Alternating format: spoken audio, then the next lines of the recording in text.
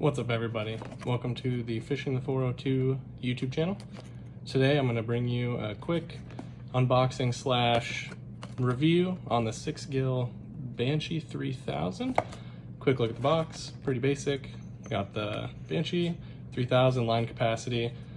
This is the high speed gear ratio at 7:1 to 1, which is pretty quick for a spinning reel. Sides are blank, some warnings on the bottom. Please recycle. And rule the depths. There's their address, warranty information. Let's go ahead and pop it open. When you first get it, it'll be wrapped in a plastic bag. This is the protective bag you get with it. It's kind of a felt material with a little draw on the top.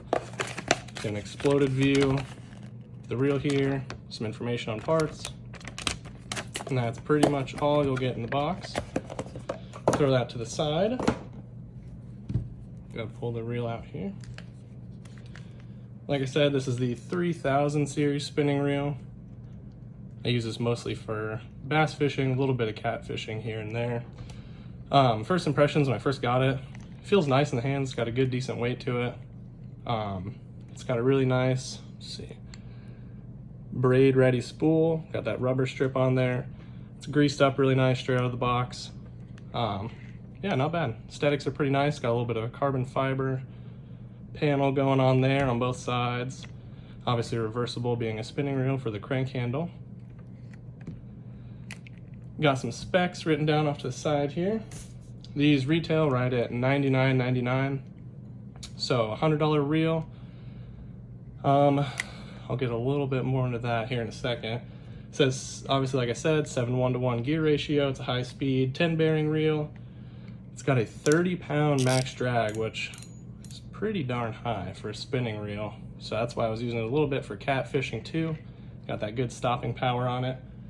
And I'm noticing here, I wrote down my sheet from the website. It says 10-pound line, you get 155 yards on there, but on the website I'm noticing it says 10 pounds is 110 yards.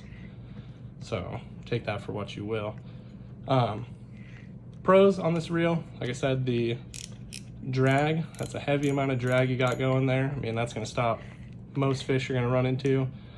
It's really smooth feeling, really good kind of weight, but not too heavy in the hand. It's a decent size. I like the 3000 series, kind of a good all-around reel. A little small for catfishing, if we're being honest, but that's just what I threw it on because I had an extra rod. Wanted an extra rod to throw in the water, so anyhow.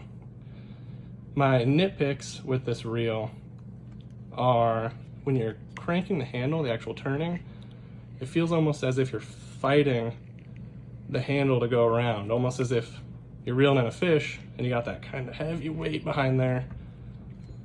And it's like that all the time, I've noticed. And I used this reel for about 3 months and that never loosened up any. It's not horrible. I mean, it's usable. It's not like this is going to keep me from using this reel in the future, but it's just something I've noticed. Whereas any other spinning reel I have is just completely effortless to turn that handle. Where this one, you gotta almost put some force into it. But other than that, my small nitpicks, I did buy 2 of these. I got these on the buy one, get one deal, so technically they were $50 each.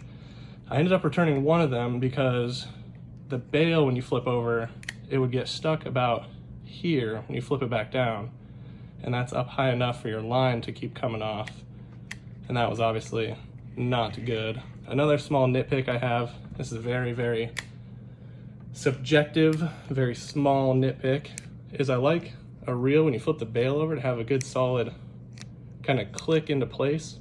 And this one on the way back has a click, but this, it just kind of feels, I don't know the best way to describe it, almost spongy when you flip it over. It's kind of a, I don't know, you get just very little resistance here and then it builds up real high and then snaps over, but it almost feels like it doesn't want to stay there.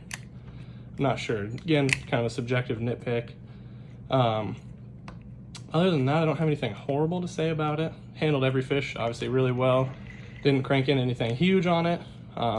Maybe a 5-pound catfish was the biggest fish I think I reeled in, and it kind of was nothing for it. That high-speed gear ratio is nice.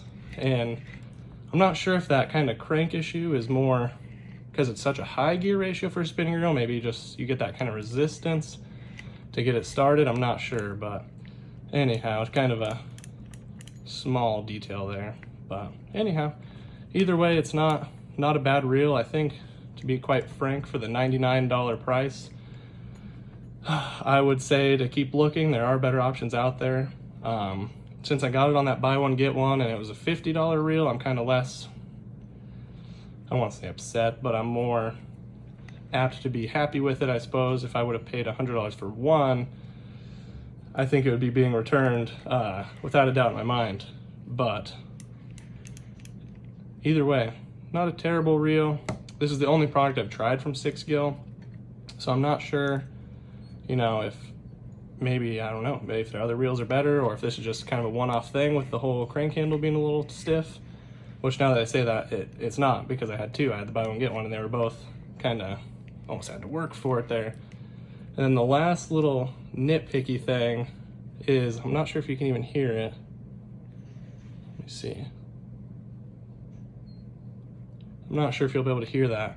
When you're reeling real slow, so you're just crawling on the bottom, maybe hopping a few times, giving it a few small cranks, it has a horrible squeaking noise. It almost sounds like if you have a dog that's like crying, it sounds just, I don't know, kind of like a faint squeaky toy sound. I'm not sure. It's very interesting, and I've greased it and I've oiled it and I've taken it apart and oiled it, and no matter what I can do, I can't get that squeaky noise to go away. However, that is a very small, kind of minor detail, because if you're out fishing, most likely you're not going to hear that anyhow. That's kind of, like I said, a little nitpicky there, but either way, overall, not a bad reel. I mean, if you get it on the buy one get one deal, I can kind of vouch for it. You know, it might not be a bad pickup for $50 each, but even at that $50 mark, I can, you know, a couple reels come to mind that, you know, I don't want to say are necessarily better, but I think you'd be happier with.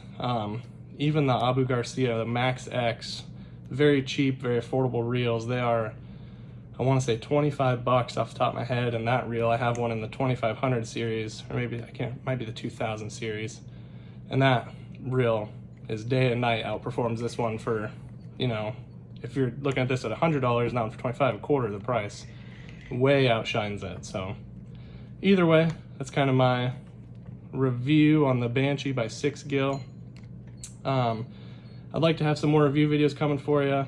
I'd like to focus more on actual fishing on this channel, but it's been hotter than all get out this last week and haven't really been able to get out a whole lot. So in the near future, we'll be recording some actual fishing for you, possibly actually using this reel on camera, but we'll see when we get there. But anyhow, I'm gonna take off. Let me know what you guys think. If you used these reels before, if you haven't used them, would you consider picking one up? I'd say there's better options out there. However, I'm gonna take off. Thanks, guys.